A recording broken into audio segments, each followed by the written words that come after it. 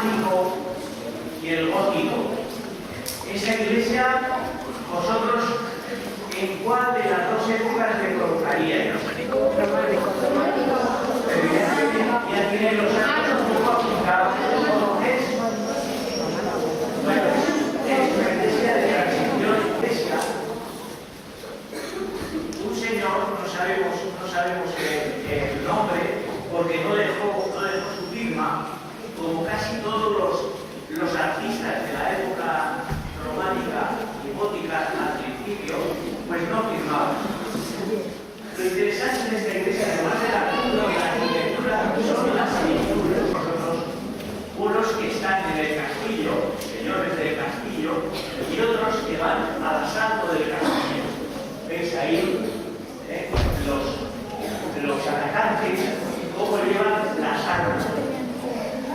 Siempre la violencia es lo que ha caracterizado a los humanos, la violencia. Cuando nosotros lo que tenemos que regirnos es por la hermandad y no por la violencia. Y tenemos que regirnos por la igualdad y no por las categorías de las personas. Unos señores artísticos. Ya lo veréis después cuando vayáis por la carretera, no preguntaréis.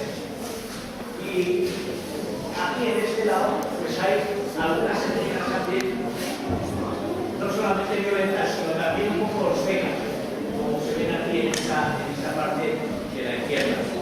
¿No se oye bien? Perdón. Bien. Estas pinturas se descubrieron pues no hace muchos años, hacia el año 80 por ahí. Y la iniciación pues la restauró. Y aquí en esta parte donde estaba la ventana, pues había un retablo que ahora está conservado ahí en esta silla de la derecha, de nuestra derecha. Y arriba,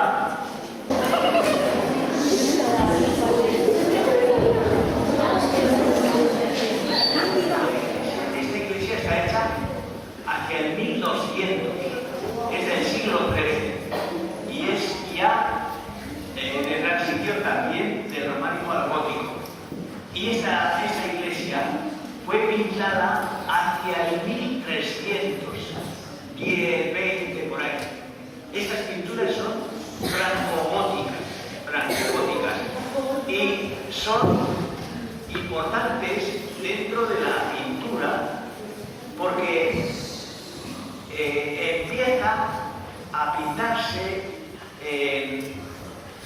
en las paredes de la iglesia, empieza a pintarse ya un estilo nuevo, distinto que el románico. Cuando estudiéis la pintura románica, pues veréis, por ejemplo, os digo dos detalles o tres, que el Cristo de la cruz, este que tengo yo aquí a mi izquierda, pues tiene 3 clavos y no tiene corona real, sino que tiene corona de espinas. Y es que el estilo gótico empieza a hablar a los sentidos, a los sentimientos de los hombres. Esta iglesia tiene un resumen muy bien hecho de lo que es la doctrina cristiana, o si queréis, el mensaje cristiano.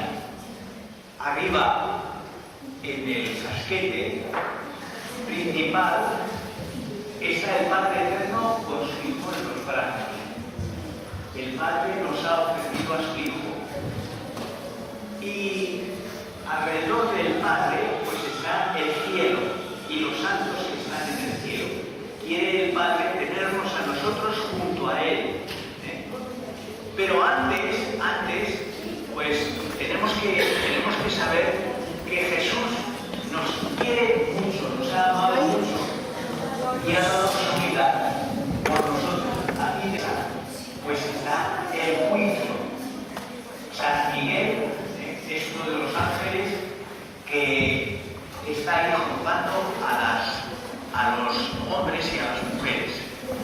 Y como ya sabéis vosotros también un poco del arte egipcio, pues había también en Egipto un dios que era a los que en el juicio pues no resultaban con las obras buenas